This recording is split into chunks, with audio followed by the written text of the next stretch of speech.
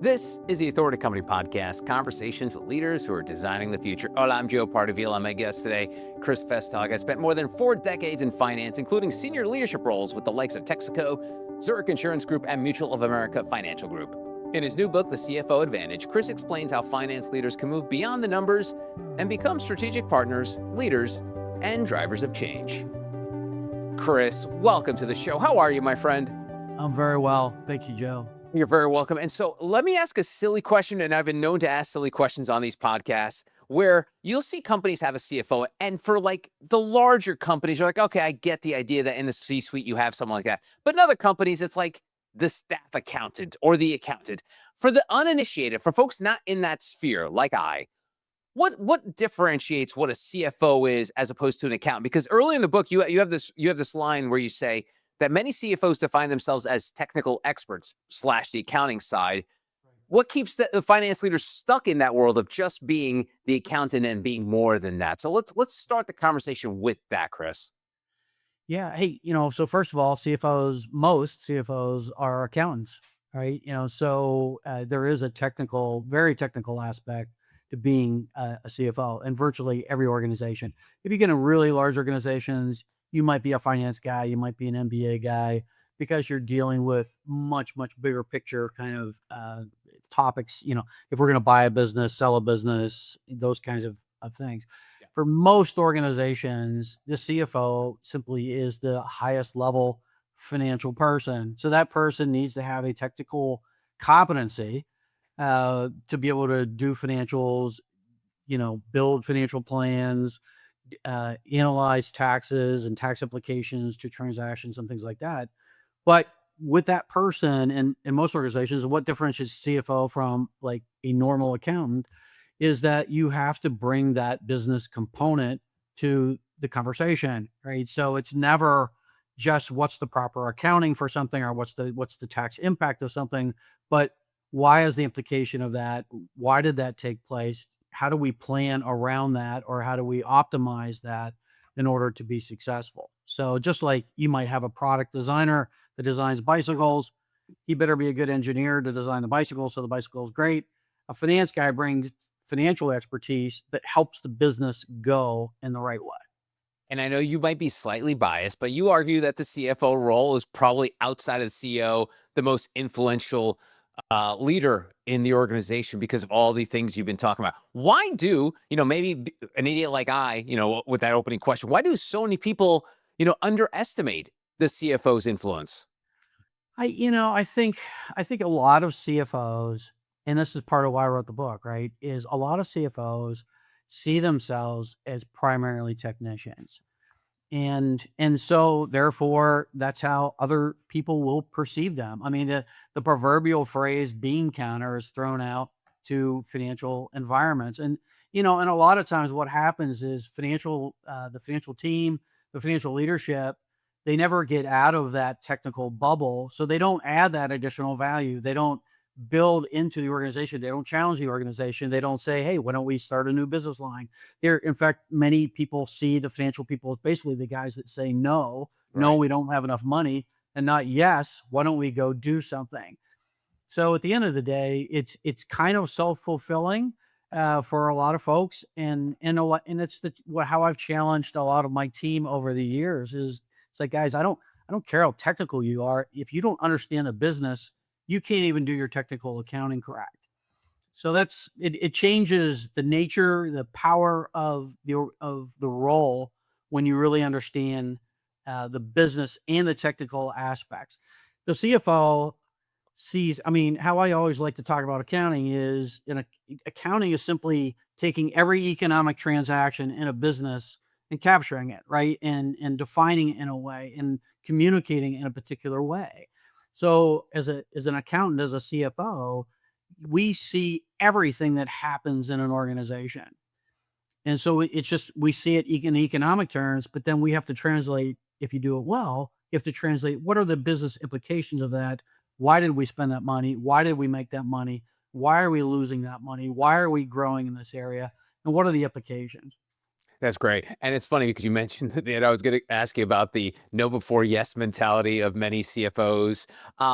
Is that what you think stops them from growing into further leadership roles because they have that vibe. And I've spoken to CEOs where they'll say like, my CFO slash accountant drives me crazy because every time I have an idea, they say no. That having that chief killjoy officer on board. Do you think you see that? And this could be anecdotal on your side. Does that prevent them from potentially making that shift to the CEO seat because they have this sort of vibe about them? Or again, or I could just be projecting this on you, but that's the way I envision how some of that C-suite shuffle happens. No, more professions, more accountants are CEOs than just about any other profession. So the way to the CEO suite oftentimes is through the CFO suite and understanding the business again. But like, I'm working in a nonprofit now, and my CEO, I just started working with him, and probably 3-4 months into our time, he said, for a finance guy, you sure don't talk about business much or about accounting much. And it's like, no, I talk about business. Like if I have to tell my CEO about the finance stuff, that's my job. What he wants to understand is how can we actually build and develop a better business. So yeah, I think that, come on, certain types of people become accountants, right? They might be technical, they might be math oriented, which is the typical scenario. But so people go into a field and they have particular skills that maybe help them get to a certain level in that Right. career. But what helps you go to that whole nother level is when you come in with a strategic mindset, with a business mindset, when you go into a room and say, okay, what do people need here? And how can I help them get it? I think every place I've ever worked, I've spent more money than when I got there. Right. So I've never spent less. In fact, I never wanted to take jobs where you spent less money because that's not who I am. I'd be a terrible guy. Okay, let's slash everything by 20%. I'd fail at that miserably because that's not what I want to do. Now, I might save money here to spend it over there, but at the end of the day, how businesses grow is and how they succeed is they build new products, they build new markets, they innovate in new ways, and a CFO should really help through that process to understand how to optimize the use of resources and to really understand what's happening within the organization so you can make wise decisions. And in the aforementioned book, you mentioned and introduced the idea of the high impact CFO, and they operate through stewardship, leadership, and transformation. Correct. Break down quick, nothing too deep divey here, Chris, but break down those three pillars: stewardship, leadership, and transformation in evolving what becomes a high impact CFO. Yeah, so steward, I am first and foremost a steward, right? So what am I a steward of? I'm a steward of the company, the shareholders. I'm a steward of the employees who work there. I'm a steward of the customers. So I'm a steward of the broader bureaucratic or regulatory environment. So as a steward, all that means is this isn't my job. This isn't my company.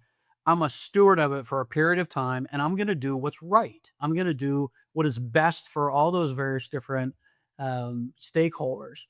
And so the beauty and the wonder of stewardship in a business role is the fact that you have to balance all these various different stakeholders and be fair to all of them.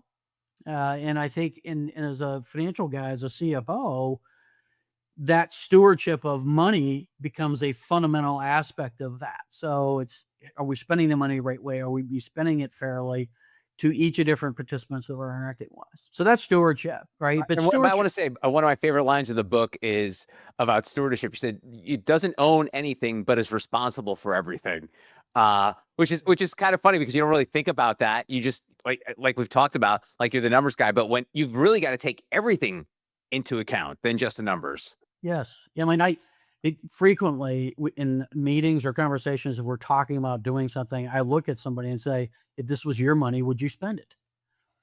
And that changes the conversation because people spend other people's money differently than they spend Yes. their own, right? And that isn't always a good thing. Sometimes you spend it too conservatively because you think it's your money. So part of the challenge, it's a dance, right? In terms of how you manage, giving opportunity, giving innovation, but also being wise and careful about how you're spending your money. Nice. And then the second pillar is leadership. Yeah, and so leadership in my mind is, and I call it courage to lead in the book. Leadership is about doing the right things and actually having the courage to do it, right? Everybody sees the things that are wrong in a company. Everybody sees, somebody's not handling this properly, or sees that, hey, there's an opportunity to build this new business or to start that new product.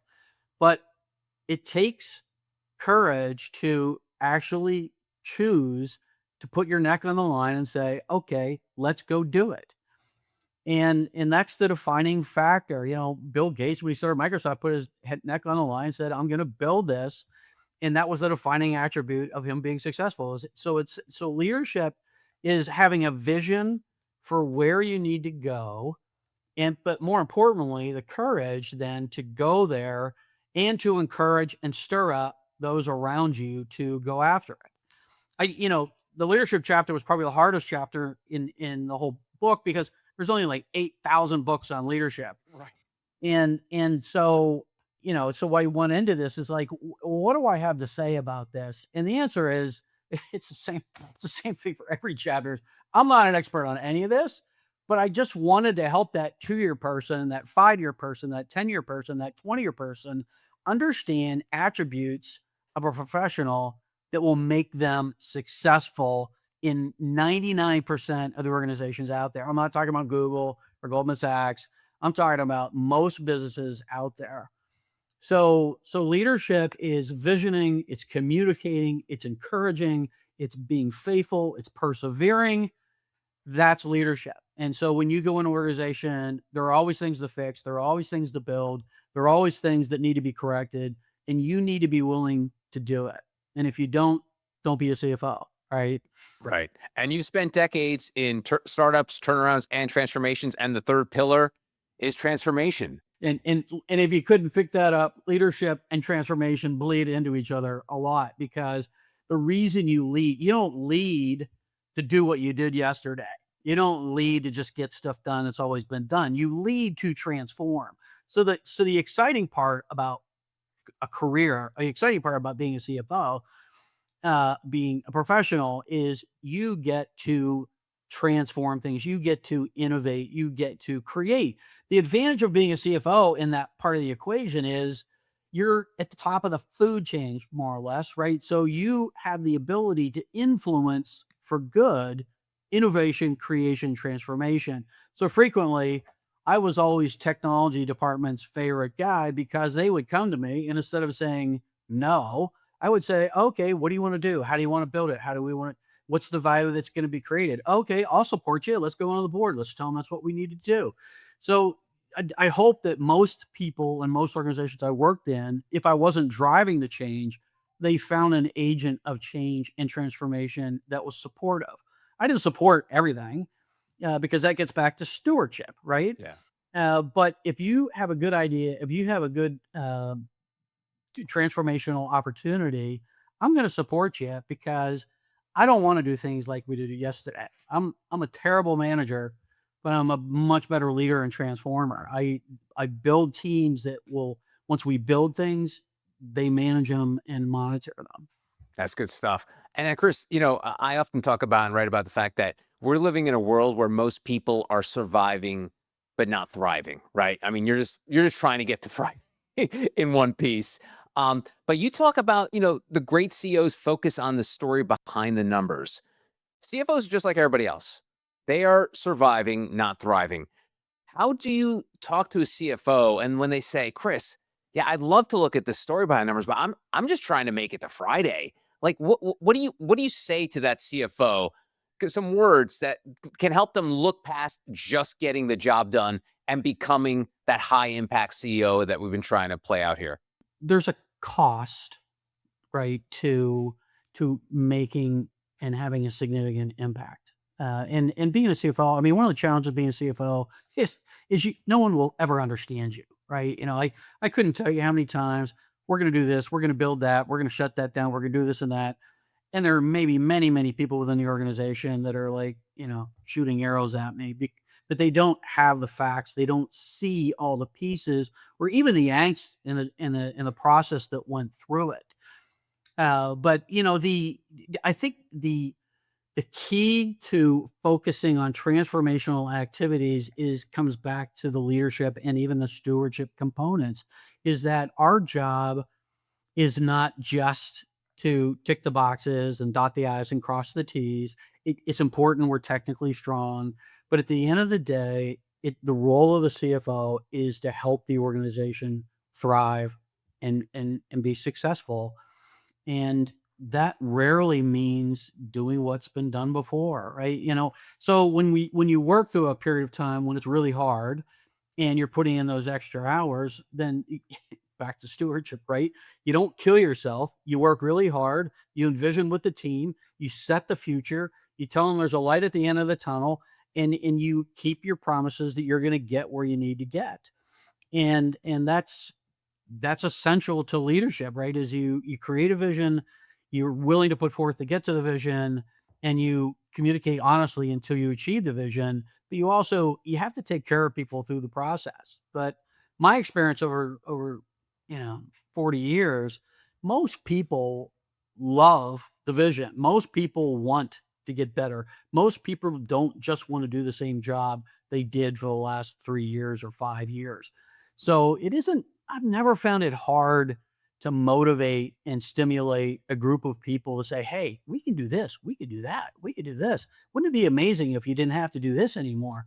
It's That's not usually the hard part. It's getting the whole organization wrapped around that vision and making sure that you're all marching in the same direction. That's great. Often I joke that, and you might remember this, when you were a little kid, if somebody ratted you out, you called them a narc, right? And I sometimes feel like the CFO is the narc of the office. And so you talk about partnering instead of policing business units.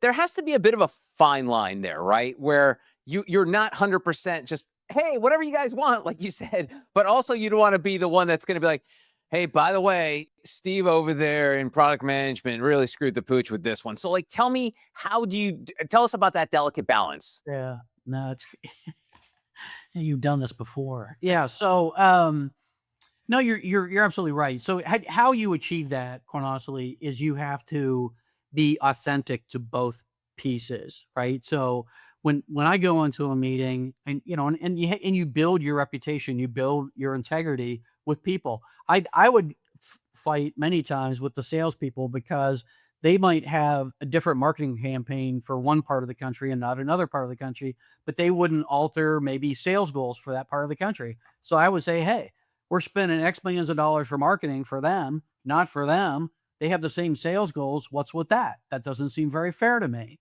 So how are so keeping things in front of you and being open and honest with them and letting them know that you care about every different aspect, that builds credibility. So when they do come to you and say, hey, Chris, I got this great idea. If you've said yes once or twice before, or you've listened honestly and carefully and worked through things, or maybe built a white paper and it just didn't work, they still see the investment and they see that you have a role to play. I never have a problem. I've never had a problem standing for what's right. And that's from we're spending too much money on employee benefits to we overcompensated on sales commissions to fighting for the fact that we should be paying these people more money. So it's you got to just make sure that you are consistent and faithful to be a faithful steward again to the company, to the people, to the leadership. And that's not always easy, right? A lot of organizations, you don't get rewarded for being a faithful steward, right? You get rewarded for saying yes to the right person.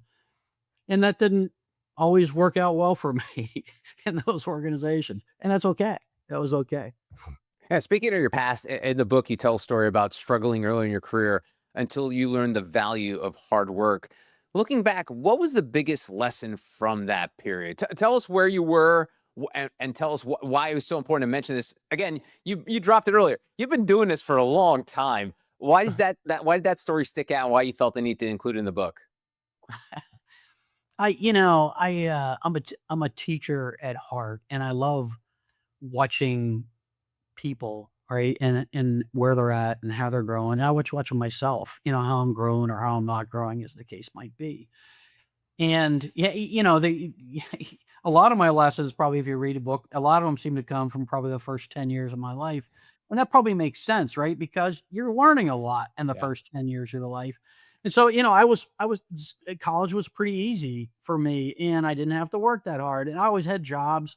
It wasn't that I wasn't busy and I didn't appreciate work, but when I got into Arthur Anderson and I was working with people that were brighter than me, and I wasn't putting in the hours that they were, suddenly I was underperforming. I was a middle of the pack guy. I'd never been a middle of the pack guy in my life. And I'm like, what the heck is going on? But at the end of the day, I hadn't learned that I just need to put in those extra hours. And I tell the story in Bermuda, I blew my knee out. I was going to the beach running, right, instead of working extra hours. And, I blew my knee out, and one of the partners in the office started taking me to the office at 7 in the morning till 7 at night. So I started working his hours, and suddenly this mediocre performer became an outperformer. And it was all from working more hours. And in my heart, I knew I wasn't working hard enough. So it was like I needed I needed that push providentially to get me to a point where this is going to be a defining aspect of my life. So I kind of set as a way to, again, steward my life, because I watch a lot of workaholics. They're not necessarily great performers, Yeah. but there is a cost if you want to be a CFO. You can't do it on 40 hours a week. So I kind of carved out more or less a 50-hour week for me my whole life, because I always had a lot of other responsibilities and obligations outside of work, my family, church, and other things included. But you have to put the hours in to have credibility with your team, to have credibility within the organization, as well as, quite honestly, just to get things done.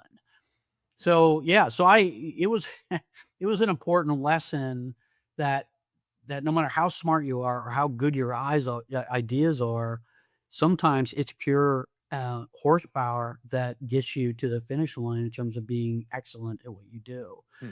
And it made a big difference. And it wasn't, hey, I didn't work 50 hours my whole life.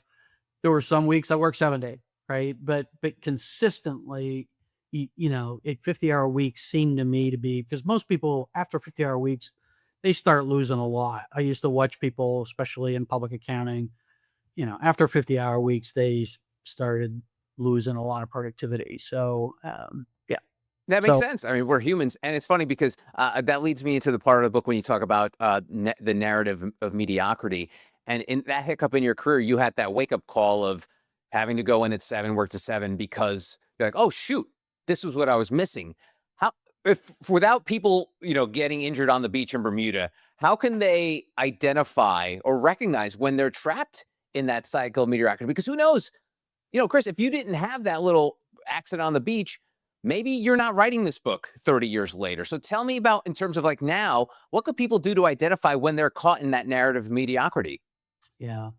I think the phrase that kind of how I define who is mediocre or not, right, is by the concept of ownership, right? So what I watch for in everybody I hire and everybody I've hired for a long time is, do they own their job? Not do they do their job? Do they show up for their job? Are they getting paid for their job? Do they own their job? And that makes all the difference. People who own their job aren't mediocre. Because I also talk in the book about the fact that everything you do becomes a product. It becomes a product of who you are. So if you work hard, that's who Chris is. If you're innovative, that's who Chris is. If you support people who aren't being treated properly, that's who Chris is, right? You're building this product of who you are. If I write a memo, it has a proper title, it has proper diction, it has a coherent structure. That's who Chris is. That's my product. And so when you own something, you can't own something and be mediocre. If you're a center of a football team, your job isn't just to flip the ball back to the quarterback. You got to take out that guy, and then you got to take out a linebacker, and then you got to run 20 yards down the field in case somebody else might need another block. That's somebody who owns their job, right? And you can see almost instantaneously the people that own their job and that don't. And the people that own their job will be successful in life and at work. And the people that don't basically are working for money and they will never be happy. Yeah. Ultimately. And you talk a lot about in the book about, over the course of your career, technology, how much it's changed. I can't even imagine what accounting was like 40 years ago. I'm sure it required a lot of pen and paper and really those large, comically large calculators. But you've adapted and thrived over the course of your career to the Right. point where now we're talking about artificial intelligence playing a major role in the CFO seat. Tell me about that. Like, what do you think is the future going forward? Like, is the CFO one of those jobs where, the AI could replace the CFO because all you'll need is you'll need some sort of LLM that will be able to point and shoot what exactly needs to be done and said yes or no to. Tell me about the relationship between AI and the CFO. Hey, you're right. I started my career when Arthur Andersen got their first personal computers, right? So I lived my entire career threshold is really the life of the computer, and it's changed fundamentally and completely. And I've embraced it through the whole journey, right? And Really? so in when the internet first comes out and what's that going to do and how's that going to be used and all those kinds of things. And for the most part, it has proved to be very useful and very successful. AI is powerful, right? And no, am I concerned that CFOs are going to lose their jobs because of AI? No, not at all. Because if CFOs lose their job, AI has replaced everybody known to man because the CFO job requires all kinds of complexity and leadership and aspects that many of which we've already had a conversation around. The So, like AI, Terminator, CFO is only losing their job on Judgment Day. Before exactly. that, they will be gainfully employed, but until Judgment Day comes around, you'll be okay. So I'm watching AI, the commentaries AI will replace the repetitive tasks and things like that. And I think that's true. I think it's going to do a lot more when it comes to what your car is capable of doing or what your electric broom at home will be able to do and things like that. I think that, and I have to, you're probably going to edit this now, but AI is why when I watch, like, so we go back to stewardship, right? Stewardship transformation. What is AI doing to the people? That's part of what I'm watching, right? I mean, MIT did a study on, they had control groups, and one they gave a team go use AI immediately. The other one do some work for a little while, another one don't use it until the very end or at all. And within a short period of time, the first group wasn't even thinking. They just took the question, threw it into AI, said, this is the answer, and popped it back out. That is not healthy, right? And so AI is I think is going to have a massive impact on many, many things. But at the end of the day, people need to be able to understand and translate and interpret what is coming out of AI. And so, I think that some of the things I talk about, especially in knowledge and communication in my chapters and the foundational chapters, is people that are classically educated in terms of communication and writing and speaking and those kinds of things. Basically, classical education used to teach people how to think, right? That's going to come back into vogue. If you are highly technical, you might lose some bandwidth because of AI. But for people that can write and speak and interpret and communicate and lead and envision from the results that come out of AI, those people will continue to be essential in that economy. Awesome. And lastly, there is this trend in fractional CFOs. And I wonder how the idea of being a high impact CEO when you're fractionally there, for lack of a better word, tell me Yeah. about how these sort of like laws and sort of pillars that you've set forth. How does that work in that sphere of the fractional CFO? Yeah. Well, I'm serving as a fractional CFO as we speak in a non for profit. I work 3 hours a week there. I like the concept of fractional CFOs, and I think that it enhances what we're talking about, or maybe optimizes the use of those kinds of people. because frequently in smaller organizations, you would have maybe somebody that was more technically oriented, that was getting the financials done and getting the taxes done, but wasn't going to that next level of looking strategically and building teams and challenging the C-suite to take on new opportunities and take new risks because you don't have the money. I mean, part of there's a cost to having a high impact CFO, and it's called a salary and benefits, and not everybody has those skills, and not everybody has that background, and so I think that fractional CFOs, I think it's a good thing, especially for smaller businesses, that you can bring somebody in that has that experience and those background and those skills, and you can begin to leverage those for a fraction of the cost and help move the organization forward. So maybe then you can afford and need a full-time, high impact CFO at that point in time.